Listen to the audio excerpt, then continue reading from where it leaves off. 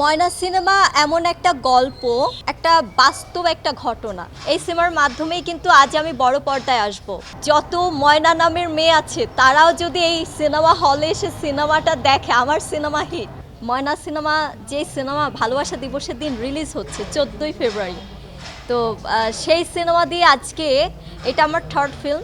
এই সিনেমার মাধ্যমেই কিন্তু আজ আমি বড় পর্দায় আসব। তো আপনারা সবাই আমার জন্য দোয়া করবেন, সবাই এই ময়নার জন্য দোয়া করবেন।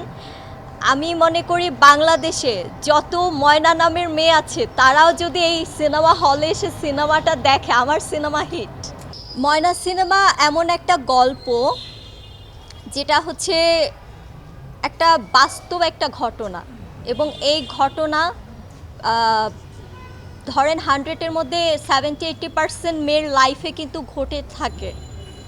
আমরা মেয়েরা অনেক কিছু লজ্জায় অনেক কিছু শেয়ার করতে পারি না, বাবা মাকে বলতে পারি না, কিন্তু আমাদের জীবনে অনেক অ্যাক্সিডেন্ট হয় যেটা আমরা যৌবনের বয়সে ভুল করে থাকি। ময়নাটা হচ্ছে একটা গ্রাম বাংলার মেয়ে। এখানে আমার ক্যারেক্টার দেখা যাবে ছোট থেকে বড় হয়ে ওঠা পর্যন্ত, এবং জীবনের প্রতিটা পদে পদে ধাক্কা খাওয়া, পদে পদে এনজয় করা, ধাক্কা খাওয়া।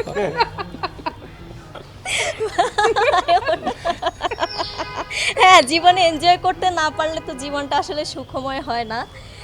হ্যাঁ, উনি একটা কথা বলেছেন আমার প্রডিউসার ভাই, যে জীবনে এগিয়ে মানে জীবন চলার পথে ধাক্কা খাওয়া মানে প্রথমে এনজয় করা, সেখান থেকে আপনার ধাক্কা খাওয়া যেটাকে বলে, তারপর হচ্ছে নিজেকে শুধরানো। তো ময়নার গল্পতে আমাদের সর্বপ্রথমে একটা কথা বলি, এটা হচ্ছে আমাদের গার্ডিয়ানের ক্ষেত্রে।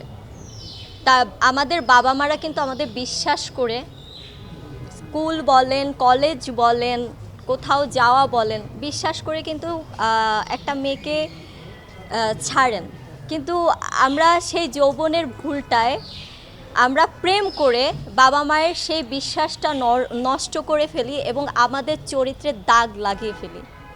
যেটা আমাদের হাজব্যান্ড পাওয়ার কথা সেটা আমাদের না পাওয়া বয়ফ্রেন্ডরা পেয়ে যায়, যার জন্য ওই জীবনের ওই সময়টা আমরা থাকি ব্যর্থ। তো এই ব্যর্থতা নিয়ে আসলে আমাদের এই সিনেমাটা এগিয়ে নিয়ে যাওয়া, এবং প্রতিটা গার্ডিয়ানদেরকে সতর্ক থাকতে হবে যে আমার মেয়েটা কোথায় যাচ্ছে, আমার মেয়েটা আদৌ কোনো ভুল করছে কি না, আমার মেয়েটা কি ঠিক পর্যায়ে আছে কি না, আমার ফুলের মতো মেয়েটা অপবিত্র হচ্ছে কি না, সেটা আসলে এই গল্পের সম্পূর্ণভাবে তুলে ধরা হয়েছে। এবং আমরা বয়সের যে ভুলটা করি, আমরা কিন্তু আমি যখন ছোট ছিলাম, তখন আমি প্রেম করছিলাম, তখন আমার মনে হয়েছিল যে এইটাই এক্স্যাক্ট মানে একটা সময় প্রেম করার, উনি কিন্তু আমার রাইট পারসন, উনি আমার লাইফ পার্টনার। কিন্তু একটা সময় যখন রিলেশনটা ব্রেকআপ হয়ে যায়, আমরা কিন্তু তখন বুঝি যে না, এটা ভুল মানুষ ছিল। এই সিনেমা অবভিয়াসলি হলে আসবেন, হলে দেখবেন।